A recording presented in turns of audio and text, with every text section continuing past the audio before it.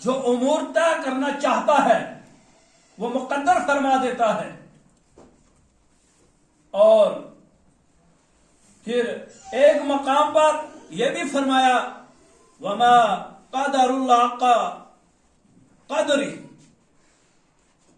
کہ اس کی عظمت کی ایک وجہ یہ بھی ہے کہ اس میں اللہ پاک نے اپنی پاک کتاب، عظمت والی کتاب، فضیلت والی کتاب کلام پاک کو نازل فرمایا اور عظیم الشان رسول کے اوپر نازل فرمایا، بے مثال رسول کے اوپر نازل فرمایا، شمس الضحیٰ کے اوپر نازل فرمایا، بدر الدجا کے اوپر نازل فرمایا، صدر العلا کے اوپر نازل فرمایا،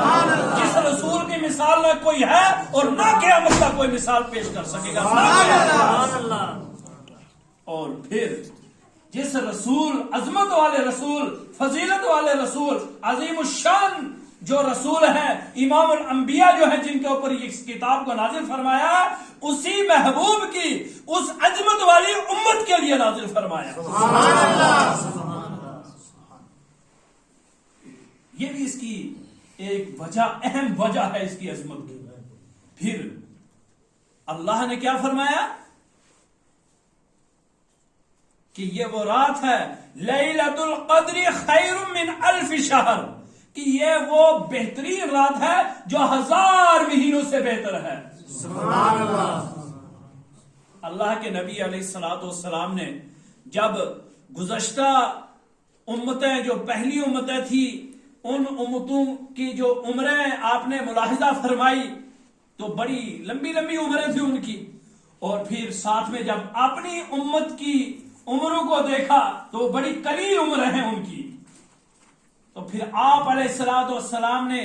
ان کے اعمال کا محاسبہ کیا کہ ان کی عمریں جتنی لمبی ہیں اتنے تو ان کے اعمال بھی بہت زیادہ ہیں، نیک اعمال، تو میری امت کے اعمال جو ہیں ان کو کیسے کمپیئر کر پائیں گے، کیسے موازنہ کریں گے ہم.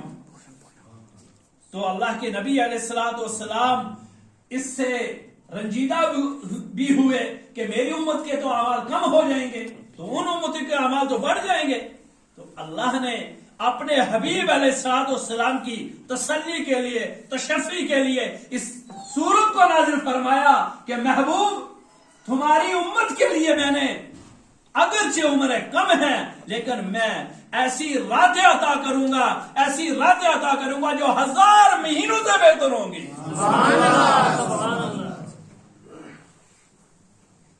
اور حقیقتاً اس رات میں اگر کوئی بندہ، اللہ کا بندہ، محبت کے ساتھ، یقین کے ساتھ، ایمان کے ساتھ اس رات میں قیام فرمائے، اس رات میں اللہ سے لو لگائے،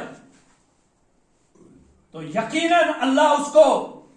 وہ تمام برکتیں عطا فرماتا ہے جو اس رات میں اللہ نے بیان فرمائی، اللہ کے حبیب نے بیان فرمائی ہے. وہ تمام عظمتیں عطا فرماتا ہے. شرط یہ ہے کہ بس اس دل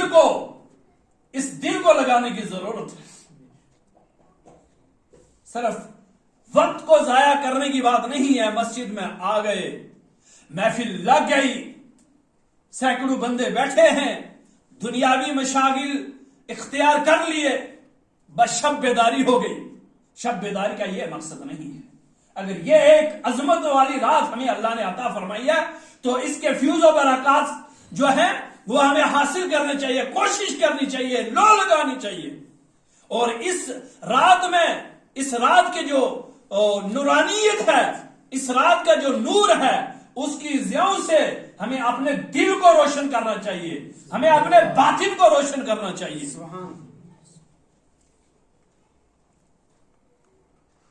اور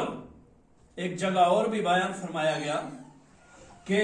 بنی اسرائیل میں ایک بادشاہ ہوتا تھا اور اس نے 1000 مہینے جہاد کیا.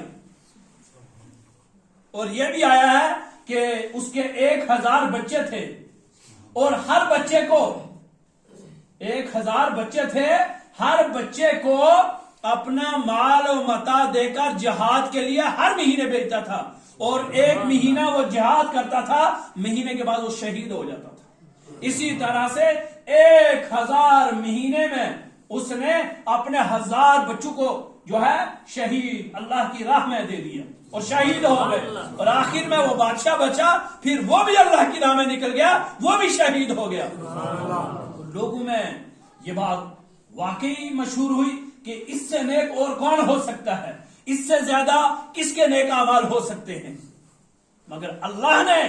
اپنے حبیب امام الانبیاء کو لیلۃ القدر والی ایسی رات عطا فرمائی کہ محبوب، اگر تیرا امتی میرا بندہ اس رات میں اگر ایمان کے ساتھ، احتساب کے ساتھ، محبت کے ساتھ، اخوت کے ساتھ مجھ سے لو لگا کے میری عبادت میں مشغول ہو جائے گا تو 1000 مہینوں سے بہتر اسے برکتیں عطا کروں گا، 1000 مہینوں سے زیادہ اسے ثواب عطا کروں گا۔ یہیں تک اللہ نے محدود نہیں رکھا ہے کہ صرف آپ کو صرف 1000 مہینوں کا ثواب دوں گا، نہیں، بلکہ یہ کہا گیا 1000 مہینوں سے زیادہ ثواب عطا کروں گا۔ اور آپ جانتے ہیں ہمارے یہاں ایک مشہور بھی ہے اور اہل عرب میں بھی یہ بات پائی جاتی ہے کہ کسی کو عظمت دینی ہوتی ہے، کسی کو بہت زیادہ دل سے دعائیں دینی ہوتی ہے تو 1000 کا عدد شمار کرتے ہیں، جس کا تعین صرف یہ نہیں ہوتا ہے کہ تمہیں 1000 ہی ہے، بلکہ ہزاروں، کیا ہزاروں سے مراد کیا ہے؟ کوئی حد نہیں ہے متعین کیا ہے، ہزاروں۔ اب اس کی حد کیا ہے وہ اللہ جانے کہ کیا حد ہے اس کی، اللہ جانے، اس کا حبیب جانے کہ اس رات کی عظمت کتنی بلند و بالا ہے۔ بس اتنا کہا گیا کہ 1000 مہینوں سے بہتر ہے، 1000 مہینوں سے بہتر ہے، افضل ہے، اعلیٰ ہے۔ تمہیں جتنا ہو سکتا ہے اتنی رحمتیں لوٹو، تمہیں جتنا ہو سکتا ہے اتنی برکتیں لوٹو، تمہیں جتنا ہو سکتا ہے اتنی اپنی بخشش کی دعائیں کرو۔ مگر اس رات میں ہر گنہگار کی یہ بخشش کا ساز و سامان ہے۔ یہ رات پوری امت کے گنہگاروں کی بخشش کے لیے کافی ہے، ایک ہی رات۔ اور آپ جانتے ہیں اس رات کی عظمت کہ جب روح الامین جب اترتے ہیں تو فرشتوں کے جھرمٹ، اور کوئی تعداد فرشتوں کی نہیں ہے کہ کتنے فرشتوں کے ساتھ وہ زمین کے اوپر نازل ہوتے ہیں، اور جب وہ زمین کے اوپر آتے ہیں آیا ہے کہ زمین تنگ ہو جاتی ہے، زمین تنگ ہو جاتی ہے، اتنے تعداد میں فرشتے نازل ہوتے ہیں۔ اور پھر وہ کیا کرتے ہیں؟ اللہ کے حکم سے پوری زمین کی گردش کرتے ہیں، پوری زمین کو چھان ڈالتے ہیں۔ کہاں پر اللہ کا بندہ سجدے میں ہے، کہاں پہ قیام میں ہے، کہاں پہ رکوع میں ہے، کہاں پہ استغفار کر رہا ہے، کہاں پہ دعائیں کر رہا ہے، کہاں اپنے گناہوں کی مغفرت چاہ رہا ہے، کہاں اپنی نیک حاجات کی تکمیل کے لیے دعائیں کر رہا ہے، کہاں تلاوت کلام پاک میں مشغول ہے، کہاں کوئی اپنی حاجتیں اللہ سے لو لگا کے پیش کر رہا ہے، تو اللہ فرماتا ہے کہ میرے فرشتوں جاؤ ایسے بندوں سے مصافحہ کرو، اور فرشتے روح الامین کے ساتھ آتے ہیں اور اللہ کے وہ بندے جو اللہ کی عبادتوں میں مشغول ہوتے ہیں ان سے آ کے مصافحہ کرتے ہیں۔ پھر فرشتے آ کے مصافحہ کریں، پھر فرشتے آ کے ان کے لیے دعائیں کریں، ان کی مغفرت کی دعائیں کریں، ان کی کامیابی کی دعائیں کریں، تو پھر تو یہ بات طے ہے کہ اللہ ان کو ضرور کامیابی سے بھی نوازے گا، یہ بات طے ہے کہ اللہ ضرور ان کی بخشش بھی فرمائے گا، ان کے گناہوں کو بھی معاف فرمائے گا۔ حدیث پاک میں آیا نا کہ من قام لیلۃ القدر ایمانا و احتسابا غفر له ما تقدم من ذنبه، کہ جو اس رات میں ایمان اور احتساب کے ساتھ قیام کرتا ہے، یعنی اللہ کی عبادت میں مشغول رہتا ہے، تو حدیث پاک میں آیا ہے اللہ اس کے ماضی کے گناہوں کو، پچھلے گناہوں کو معاف فرما دیتا ہے۔ لیکن ایک بات میں ضرور کہوں گا، اس رات میں آ کے نوافل پڑھیں، ان کا بھی ثواب ہے، ذکر و اذکار کریں ثواب ہے، تلاوت کریں ثواب ہے، عمدہ ثواب ہے جس کا کوئی جواب نہیں ہے۔ لیکن اس ثواب کے ساتھ ساتھ اپنے دل کو اس طرح سے اللہ کی بارگاہ میں جھکا دیں کہ یا اللہ میں تو بالکل جھک گیا ہوں، میرے پاس کچھ نہیں ہے تیری رحمت کے علاوہ، بس مجھے معاف کر دے، میں گناہ لے کے آیا ہوں، یا اللہ مجھے پاک کر دے، میں ناپاک آیا ہوں، مجھے پاک و صاف کر دے۔ مگر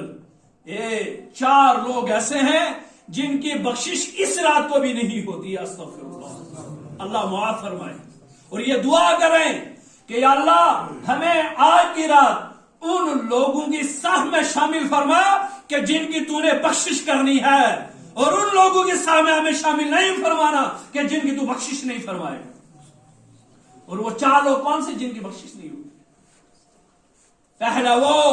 جو شراب کا عادی ہے، پہلا وہ جو شراب کا عادی ہے، توبہ کرو توبہ کرو، اللہ معاف فرمائے، اللہ اس حرام چیز سے ہماری حفاظت فرمائے، اس حرام چیز سے ہمارے معاشرے کی حفاظت فرمائے۔ اور آپ نوجوان بزرگ جو بیٹھے ہیں، آپ اگر اس چیز کا کوئی شکار ہوا ہے، وہ سچے دل سے آج اللہ کی بارگاہ میں یہ دعا کرے تو انشاءاللہ اللہ اسے معاف فرمائے گا۔ ہمارے گھروں میں، ہمارے سماج میں جو بھی ہے اس کے لیے بھی دعا کریں کہ اللہ حفاظت فرمائے۔ پہلا کون؟ جو شراب کا عادی ہے، آج کی رات اللہ اس کی بھی بخشش نہیں فرماتا۔ اور دوسرا وہ آدمی جو اپنے والدین کا نافرمان ہے، جو اپنے والدین کا نافرمان ہے، ماں باپ ناراض اور مسجد میں آ کے سر رکھا ہوا ہے سجدے میں، اور پھر قرآن کی پوری رات تلاوتیں کریں، ذکر کریں، اور ماں باپ ناراض، اس شخص کے لیے بھی کیا فرمایا گیا؟ اس کی بھی بخشش اس رات کو نہیں ہوتی ہے۔ ہاں اگر وہ اپنے ماں باپ کو راضی کر کے اللہ کی بارگاہ میں آگے گڑ گڑا رہا ہے تو ضرور اللہ غفور رحیم اسے معاف فرماتا ہے۔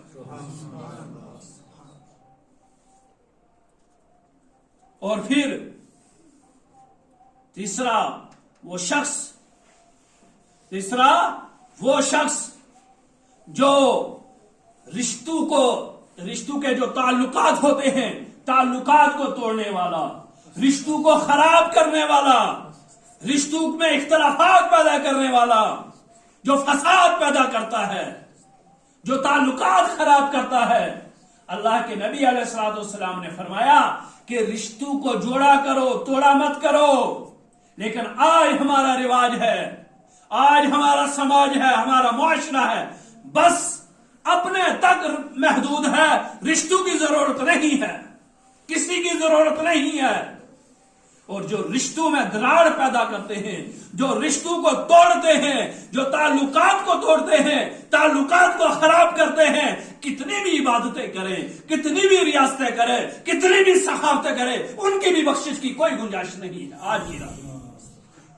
اور چوتھا وہ شخص جو بغض سے بھرا ہوا ہے، جو حسد سے بھرا ہوا ہے، جو کینہ سے بھرا ہوا ہے، ایسے شخص کے لیے بھی کوئی بخشش کا ساز و سامان نہیں۔ تو اس لیے آج کی رات یہ پہلے نوافل پڑھنے سے پہلے، ذکر کرنے سے پہلے، تلاوت کرنے سے پہلے یہ دعا کریں، یا اللہ ہمیں بغض سے بچا، ہمیں بخل سے بچا، ہمیں حسد سے بچا، ہمیں ان لوگوں کی صف میں سے ہٹا دے جو رشتوں کو توڑتے ہیں، ہمیں ان لوگوں کی صف میں شامل فرما جو رشتوں کو جوڑتے ہیں، ہمیں رشتوں کو جوڑنے والا بنا۔ چاہے وہ رشتہ داری احبا کے ساتھ ہے، اقریبا کے ساتھ ہے، اپنے عزیز و اقارب کے ساتھ ہے، وہ رشتہ اپنے اساتذہ کے ساتھ ہے، وہ رشتہ اپنے والدین کے ساتھ ہے، وہ رشتہ اپنے بھائیوں کے ساتھ ہے، بہنوں کے ساتھ ہے، دیگر جہاں تک بھی لے جا سکتے ہیں۔ کسی کے ساتھ کوئی بھی رشتہ ہے، اس کو توڑنے کا حکم نہیں ہے بلکہ جوڑنے کا حکم ہے۔